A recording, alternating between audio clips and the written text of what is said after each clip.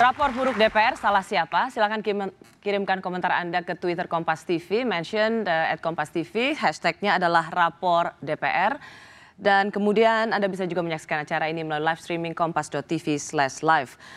Anggota DPR periode 2014-2019 dinilai yang terburuk dibandingkan dengan anggota DPR hasil pemilu di era reformasi. Benarkah? Apa penjelasannya? Saya perkenalkan dan selamat malam Viva Yoga Mauladi, anggota dari fraksi PAN, Miss Bakun, anggota DPR fraksi Golkar, Andi Budiman, calon anggota DPR dari PSI, dan Donald Faris, koordinator divisi korupsi politik ICW. Selamat malam, Bu. Yang belum berani nyalon.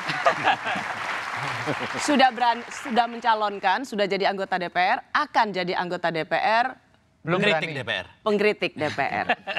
PSI kembali melontarkan kritik pada DPR kali ini dengan award, Gabut Award. Kita lihat dulu sama-sama penghargaan seperti apa yang diberikan PSI pada DPR.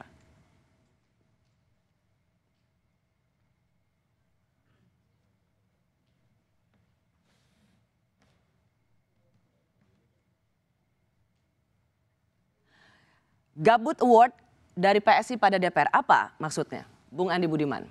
Kalau ada orang dia dibayar oleh masyarakat atau dibayar oleh institusi, kemudian dia tidak bekerja, namanya apa? Gaji buta kan? Itu yang selalu kita dengar dengan Manggabut. Magabut, makan gaji buta. Magabut. Jadi itulah yang terjadi. Bagaimana mungkin ada sekelompok orang yang digaji dari uang rakyat, dari uang pajak kita semua, kemudian mereka tidak bekerja dengan baik.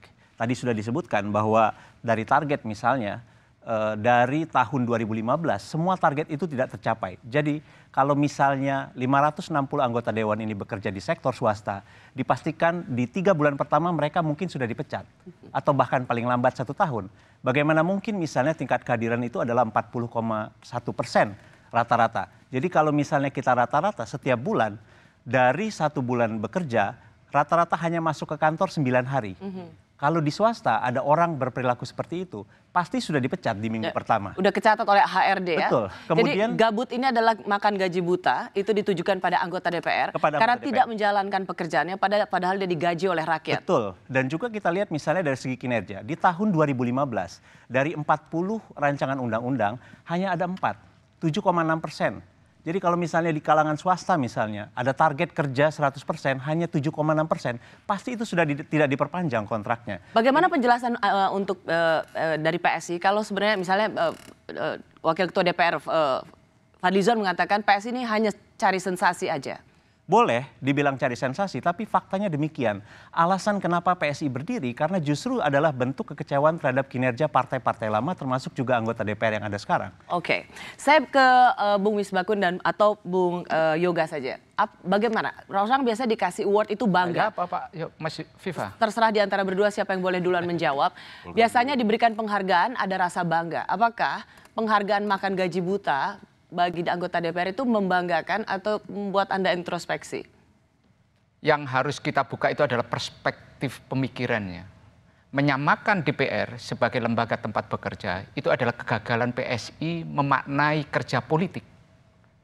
Memaknai bahwa DPR itu seakan-akan orang kerja di pabrik, datang jam 7, pulang jam 4.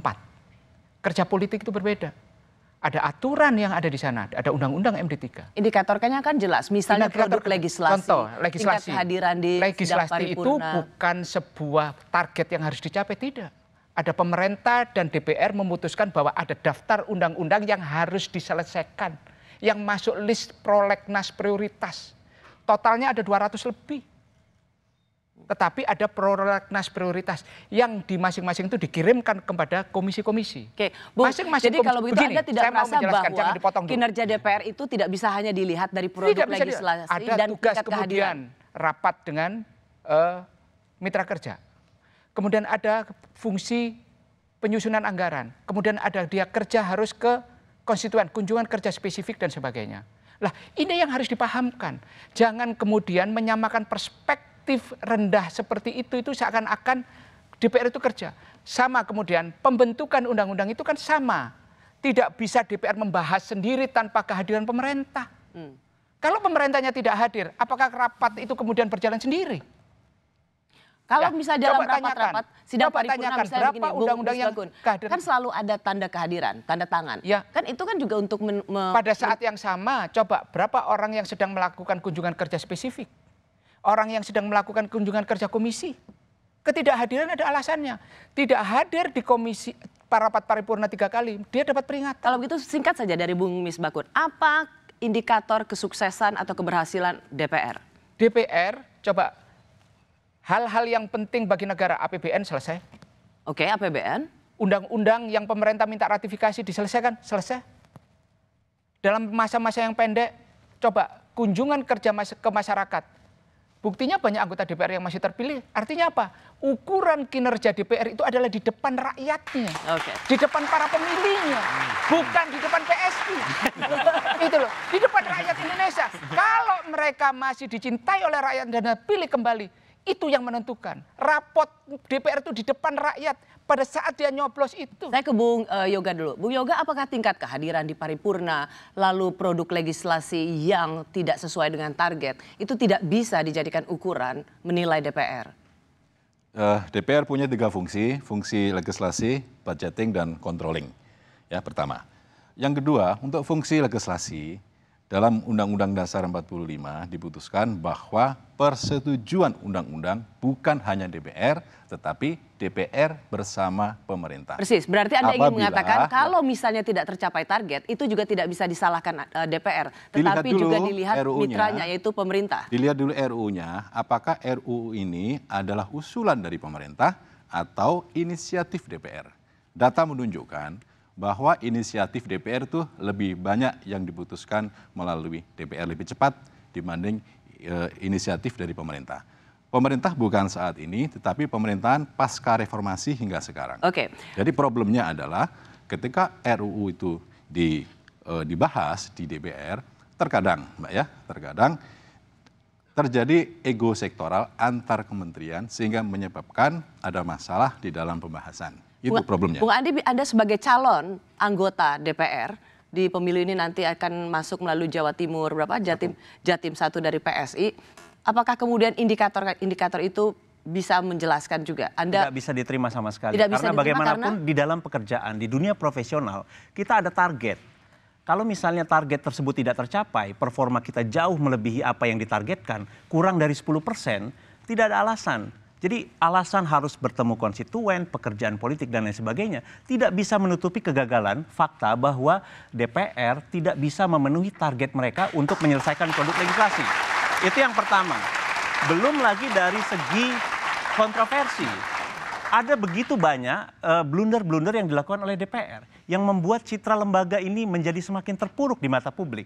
Bayangkan seorang ketua DPR ditangkap karena korupsi, ada 20 anggota DPR RI sepanjang periode 2014 sampai saat ini 2019 yang juga sudah ditangkap karena korupsi, dan kita tahu bahwa dari 560 anggota dewan yang ada sekarang, 500 diantaranya akan mencalonkan diri kembali. Persis. Dan juga dari mereka hanya 60 yang tidak Tapi maju. itu yang tadi diindikasikan oleh Bu Misbakun. Kalau terpilih lagi, itulah sesungguhnya prestasi yang di reward kembali atau dihargai oleh publik.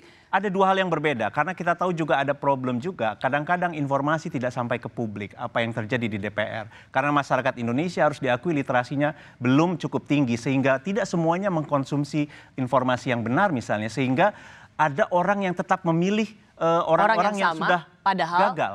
Prestasinya tidak ada di DPR. Pak Gabut. Sesungguhnya kritik dari PSI kepada DPR ini bukan yang pertama kali soal Gabut Award ini.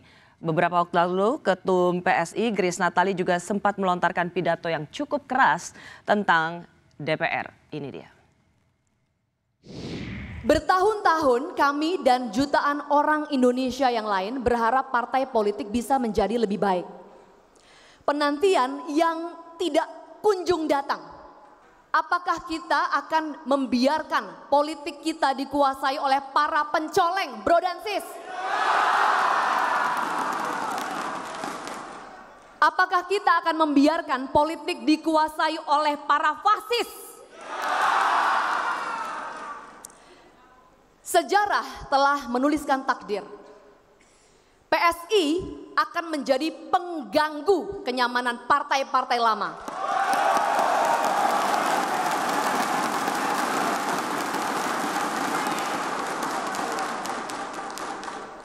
kita akan mengganggu tidur siang panjang para politisi yang hanya bekerja 5 tahun sekali.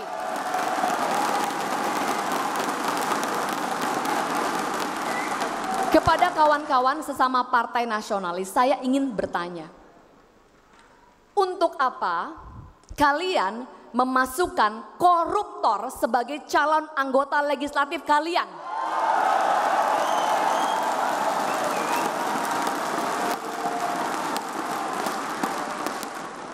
Kenapa kalian, partai nasionalis, tidak menjatuhkan sanksi kepada anggota kalian yang rutin bolos dan membuat ruang sidang DPR kosong melompong? Kepentingan nasional macam apa yang sedang kalian perjuangkan saat ini? Kata-kata yang cukup keras dari seorang Ketua Umum PSI tentang partai politik, pencoleng, Bung Misbakun. Gini, sebelum kita berpikir terlalu jauh soal bagaimana membicarakan politik secara nasional, sekarang pertanyaan kita tentang PSI juga tidak terjawab. Siapakah sih PSI ini? Dibiayai oleh siapa?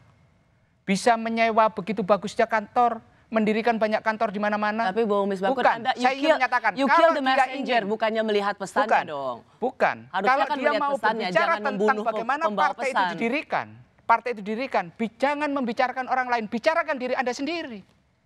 Kalau Anda tidak bisa membangun basis Anda sendiri tentang transparansi dan keterbukaan, Anda dapat uang dari mana?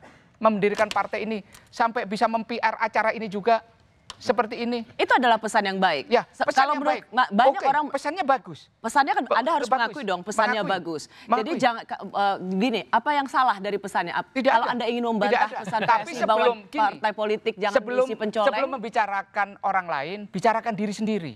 Bicarakan diri sendiri. Karena apa? Jangan sampai kemudian ketika Anda membicarakan itu dipertanyakan kredibilitas Anda sebagai partai politik itu. Anda tidak menjawab pertanyaan dari Saya menjawab, Ibu saya Rosana belum menjawab. Said. Saya belum menjawab. Silakan dijawab dulu. Pertanyaannya Kalau adalah Anda tidak bisa menjawab, jangan Anda alihkan percakapan ini. Jadi tolong dijawab dulu pertanyaannya. Itu adalah mewakili pertanyaan publik, pertanyaan semua orang. Ngapain DPR ini? Kerjanya ngapain sih? Kenapa Pertanyaan kalian orang masih juga tetap sama. korupsi? Kenapa kalian masih tetap mencalonkan koruptor sebagai caleg? Itu pertanyaan yang legit. Tolong itu dijawab dulu. Baru kita bicara hal yang lain. pertanyaan orang sama juga kepada PSI soal siapa PSI ini. Itu harus juga dijawab oleh PSI sebelum Anda menjawab pertanyaan orang, mengajukan pertanyaan ke orang lain. Itu. Gini, Anda punya apa sehingga kemudian seakan-akan Anda menawarkan ide dan gagasan. Ide dan gagasan Anda sama juga dimiliki oleh semua partai. Anda semua tidak bisa terima pesan dari ingin. PSI Itu. sebelum tahu asal usulnya. Ya. Itu yang disebut sebenarnya membunuh pembawa pesan daripada melihat isi pesannya sendiri.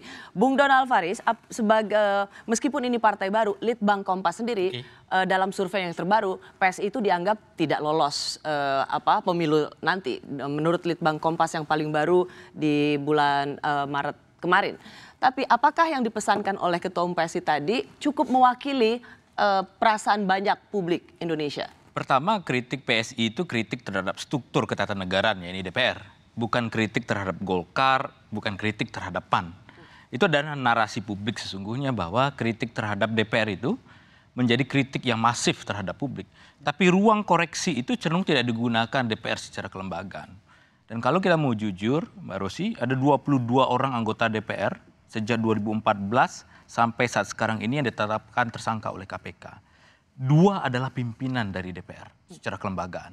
Jadi menurut saya ini adalah persoalan yang paling fundamental. Tadi sudah dipaparkan data secara statistik, pencapaian kerja, persoalan kasus korupsi, kurang dari 50% anggota DPR tidak melaporkan laporan kekayaannya kepada KPK. Itu adalah narasi-narasi yang wajar saja kemudian PSI sebagai partai baru mau menawarkan sesuatu yang berbeda kepada voters atau pemilih. Terlepas itu dari PSI, sesungguhnya Anda ingin mengatakan itu sebenarnya pesan publik. Iya, Ya, itu adalah pesan publik. Narasi dari banyak orang sebenarnya tentang DPR. Betul sekali. Kalau kita lihat banyak perkara, misalkan saja begitu banyak orang ingin Setia Novanto mundur sebagai ketua DPR, ratusan ribu orang memvote change.org, itu kan kemarahan publik sebenarnya. Atau ketika Setia Novanto berpura-pura tertabrak mobil dan kemarahan itu disampaikan begitu banyak meme yang meluas, itu kan narasi publik sesungguhnya. Ya. Bagaimana kita masih bicara soal kinerja lagi, kinerja DPR, karena selain soal legislasi yang rendah, DPR juga disorot soal pelaporan harta dan kasus korupsi. Kami kembali sesaat lagi.